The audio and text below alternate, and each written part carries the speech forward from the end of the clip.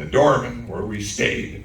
Yeah, there it is. He knew the layout and structure of which committees had jurisdiction Don't do so many on minutes. important You don't issues stop and and be happy to I'm just share gonna that hold this, information that's all with his I'm gonna do. colleagues. You just watch. NARV was Watch blessed as long with as- Tom's when the numbers leadership stop. and ability Bunch to of- work through complex problems, especially with his knowledge of the Railroad Retirement Act and the Railroad Retirement Board.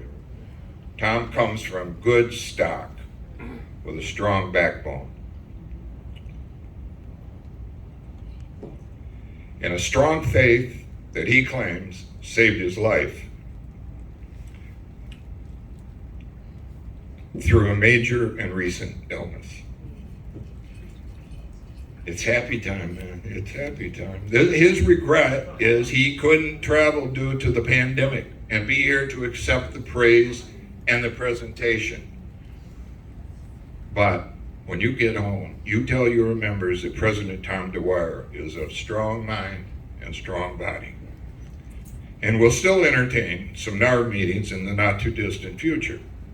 I take the bet on seeing him in 2024 at a session like this in a different town. I'm going to close this because I know we got to move, but I was trying to think, that Tom, we developed a close relationship with families. And then I got thinking about, this guy was my mentor. So I looked up mentor defined. And there was 3 or 4 simple, strong words.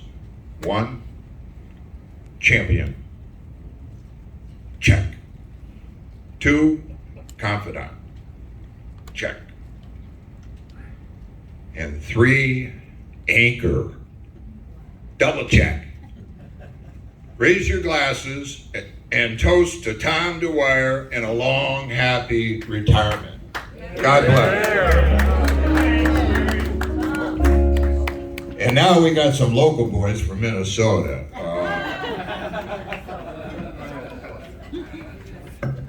Okay, I'm not going to beat that one by any means. But Tom Dwyer is a dear friend of mine.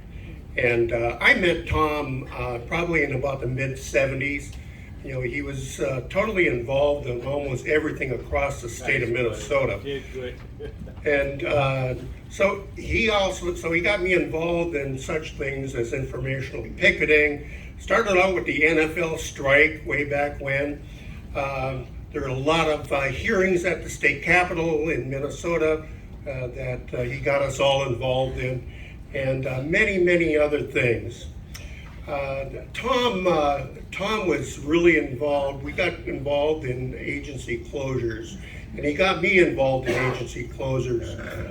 And we ended up going to hearings that is required under Minnesota law for closures of agencies, rail agencies. And Tom would always be my mentor in that, and he taught me a lot of ways to deal with these issues. And surprisingly, we were successful in maintaining or retaining 50% of the agency rail hearings to keep those jobs afloat. That was only temporary because the railroads figured out other ways of doing it. But I want to take you back to one agency hearing, and actually in my area in St. Cloud, where I was attending the hearing with Tom, and all of a sudden Tom pokes me on the shoulder and he says, I'm going to have you testify. And so, and I don't know what he was going to ask me questions or what, but anyway, so I get on the witness stand, administrative law judge is there, and we start talking, and Tom hands me a piece of paper. First of all, before that, I should say, he asked the administrative law judge to subpoena me to testify. God's truth. And asked me to testify, so he hands me this piece of paper and he starts reading, or has me read some of this stuff, and it's from a local officer about the employees, the clerical employees in St. Cloud, and actually they were the most senior people that that this document said it was talking about, and it my jaw dropped when I got down to the bottom part where it said, "We'll leave those clerks sit out in the cold, cleaning boxcars until they're ready to leave." And Tom got over there. He said, "Is that right?" Well, of course, he knew what the document said. My God, but yeah. So he kind of set me up for that one. But the reason why he subpoenaed me because he didn't want me to get fired. So yeah, he's very intelligent at that. As Gary said, Tom was very well known at the state capitol, of course, in the in Capitol Hill, on Capitol Hill. Tom was so well known. Actually, this happened maybe just a couple years ago. That I had been involved with a nonprofit organization. I was having problems getting some issues taken care of by a state agency. I called Tom up and I asked him what he could do, and he said, "Just a minute, I'll get back to you in 10 minutes." So, wouldn't you know it, it's actually less than 10 minutes. I got a call back. Actually, it was from the person from that agency. Said, "Oh yeah, everything's okay. We'll take care of you." That's the type of influence that Tom Dwyer had with the politicians. He called a state senator and got it through just like that. It was just, yeah. Tom, whenever Tom would visit our area, or we would see him, he'd come into our union office, and we would always call him Senator Dwyer. And when he came in, and he took a lot of pride in that when we called him Tom Dwyer, or Senator Dwyer. But there's been reports, and I don't know if this is true, Gary, or not, that he spent so much time on Capitol Hill and in the Senate in Washington, D.C., that they actually gave him a key to the Senate restroom.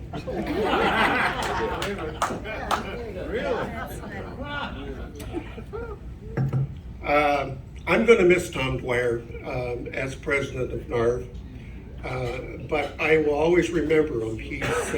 He's taught me a lot.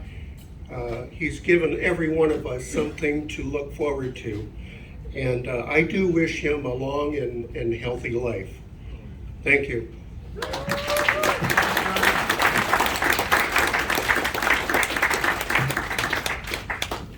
I'm gonna attempt to hold this and keep my mouth close to the microphone. Okay, this is a special appreciation to the National Association of Retired and Veteran Railway Employees. NARV Excellence, in special recognition and appreciation for the outstanding performance and dedication to excellence. Today we honor Thomas J. Dwyer as we celebrate our 16th National President in service from 2008 to 2022. We recognize his sincere commitment to NARV and its members. His service not only played an integral role in our success, but his dedication and genuine devotion will long be remembered and admired. As your brothers and sisters, we extend our most sincere appreciation, Tom.